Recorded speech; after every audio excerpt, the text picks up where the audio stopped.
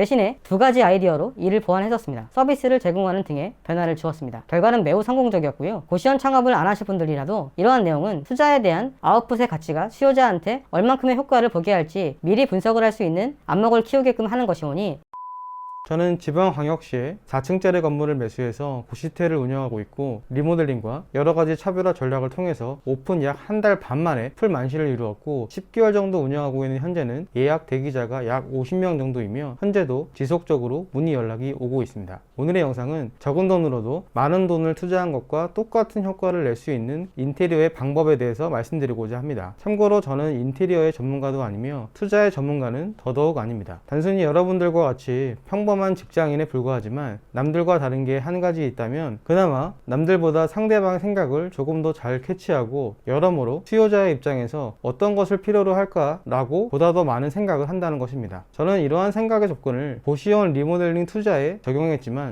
이러한 접근 방법은 다른 분야에도 적용이 될 수 있기 때문에 바쁘시더라도 이 영상 끝까지 보시면 꼭 얻어가시는 게 있으실 것으로 확신합니다.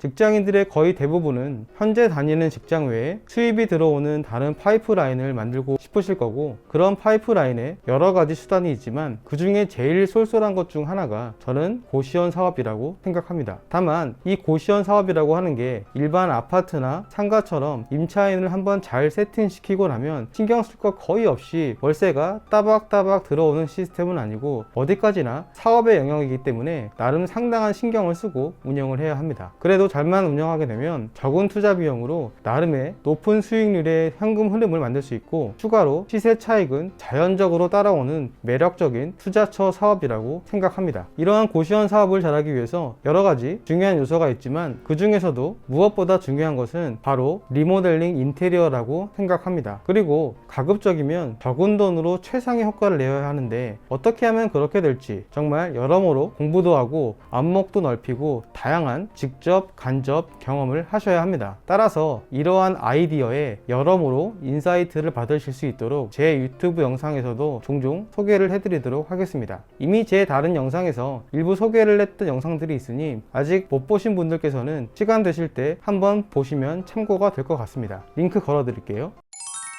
제가 고시원을 인수했던 초반에 강한 임팩트 전략으로 이런 부분까지 인테리어를 하려고 했다가 하지 않고 계획을 변경해서 그와 비슷한 효과를 낼 수 있었던 사례 두 가지를 말씀드리겠습니다. 물론 이것은 모든 고시원에 다 적용되는 것은 아니고, 저의 경우에는 이렇게 했다고 하는 것이기 때문에 어디까지나 참고만 해주시기를 바라겠습니다. 첫 번째는 기존의 고시원 방 3개를 합쳐서 그 자리에 카페 느낌의 스터디룸과 같은 공간을 만들려고 했었습니다. 왜냐하면 가뜩이나 고시원이라는 공간 자체가 좁고 답답하기 때문에 넓은 공간을 만들어주면 그 공간에 가서 좀 개방감을 느낄 수가 있고, 다른 고시원에는 없는 특별한 차별화 포인트가 될 수 있을 것이라고 생각했기 때문입니다. 이렇게 생각했던 이유 중에 하나는 주변에 경쟁 고시원들이 워낙 많아서 남다른 특별한 차별화가 없으면 살아남지 못하는 환경도 있었기 때문입니다. 그리고 부동산과 사업으로 유명한 송 사무장님의 고시텔 영상을 보면 이렇게 넓게 개방감이 들도록 하는 공간이 있게끔 해서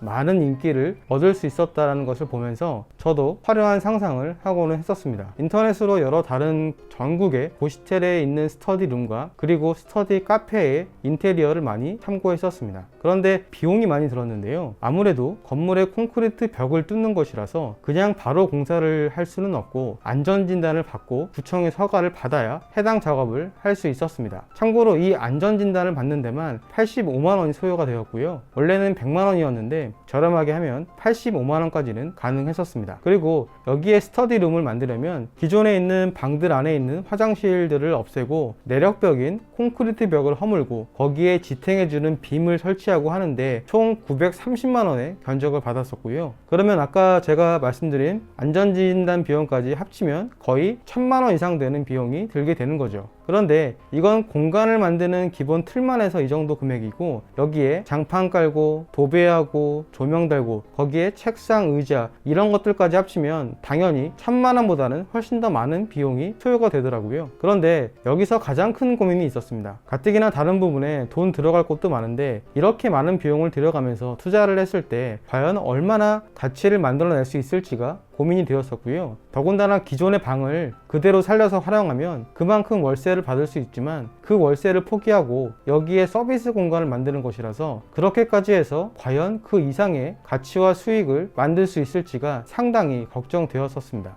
그래서 많은 고민 끝에 결국에는 과감히 포기를 했었고요. 대신에 두 가지 아이디어로 이를 보완했었습니다. 기존의 사무실이 매우 좁았지만 이 공간을 열려있는 카페와 같은 공간의 느낌으로 꾸며 놓았고요. 추가로 여기에 투자할 돈을 다소 아껴서 각 방마다 있는 화장실 리모델링에 더 힘을 주었습니다. 그리고 사무실은 이름도 오픈 오피스라는 명칭으로 바꾸고 문을 아예 없애서 들어오기 편하게끔 만들었습니다. 여기에 입주자들의 편의를 위해 원두 커피 머신과 프린터를 구비해 놓고 서비스를 제공하는 등의 변화를 주었습니다. 결과는 매우 성공적이었고요. 한번 구경 오는 사람들한테도 일반 카페에 있는 일회용 컵에 시럽까지 넣어서 줄 수 있는 그런 모습까지 보이니 일단 첫인상이 확 바뀔 수 있는 효과까지 주었기 때문에 여러모로 스터디룸이 없어도 비슷한 마케팅 효과를 볼 수 있었습니다.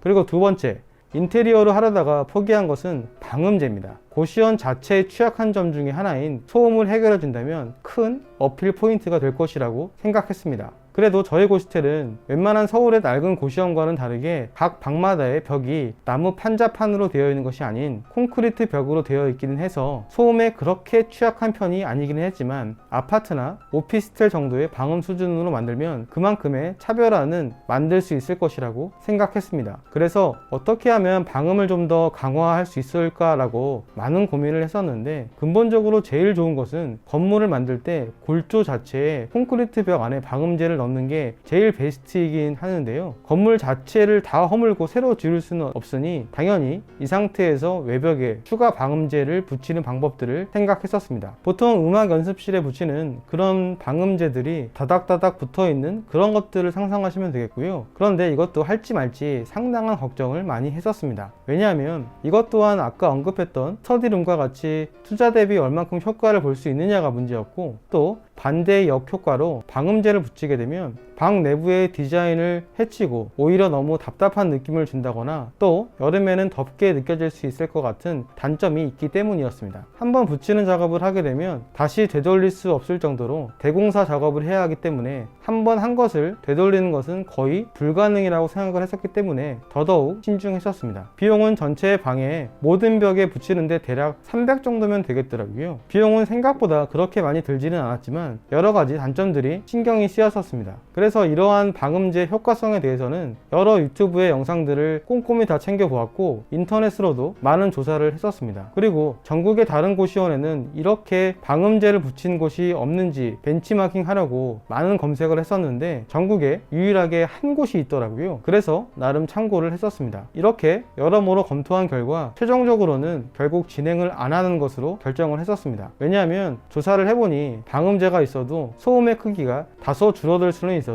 결국에는 소음 자체를 없앨 수는 없다고 하더라고요. 그러면 이러한 소음에 대해서는 어떻게 대책을 했냐면 먼저 기본적으로 방 내부의 분위기는 다소 중후한 분위기로 우드톤으로 꾸며놔서 심리적으로 다소 차분하고 안정적인 느낌이 들게 해서 편하게 막 떠든다거나 하는 그런 분위기가 아니게끔 심리적인 효과를 넣어주었고 초반에 입주할 때 미리 어느 정도의 소음은 고시원에서는 어쩔 수 없다고 설명을 하고 이용 안내서에도 기재를 하여 각인을 시켰었습니다. 그리고 가끔 소리에 민감한 사람들이 있는데 그런 입주자들한테만 백색 소음기를 넣어주도록 하였습니다. 백색 소음기란 화이트 노이즈로서 자연에서 들을 수 있는 빗소리, 파도 소리, 폭포 소리와 같은 소음을 약하게 넣어줌으로써 자연스러운 분위기를 형성시킬 수 있는 기계이고요. 인터넷에서 싼 거는 보통 3만원 정도 합니다. 그래서 이런 방음제를 300만원 들여서 괜히 효과도 없고 오히려 단점만 생길 바에는 다른 대처를 통해서 차별화 포인트를 만들었습니다. 모든 것을 다 최고의 시설로 하면 물론 좋겠지만 투자 대비 얼만큼의 효과가 있을지를 사전에 미리 확인해서 초반에 인테리어를 할 때 매우 신중한 선택을 하시는 게 중요하게 되겠고요. 오늘은 그 중에서 두 가지를 이렇게 간략하게 소개를 해드렸습니다. 이러한 접근 방법은 원래 하려고 했던 것에 대안으로 여러 가지 선택지를 만들 수 있도록 벤치마킹을 정말 수없이 많이 하고 각각의 선택지로 진행이 되었을 때의 결과 즉 수요자들의 예상 반응과 수익 가치 분석을 저희 관리인들끼리 토론 토론하고 시뮬레이션을 매우 구체적으로 했었습니다. 제가 오늘 소개해드린 내용은 고시원을 창업하실 분들이라면 창업하시기 전에 꼭 한번 참고해 보시면 좋을 것 같고요. 고시원 창업을 안 하실 분들이라도 이러한 내용은 투자에 대한 아웃풋의 가치가 수요자한테 얼만큼의 효과를 보게 할지 미리 분석을 할 수 있는 안목을 키우게끔 하는 것이오니 참고가 되셨으면 하는 바람입니다. 제 영상이 도움이 되셨다면 구독을 누르고 알림 설정을 하시면 이후에도 관련 정보를 받아보실 수 있습니다. 그러면 오늘도 즐거운 하루 되세요. 감사합니다.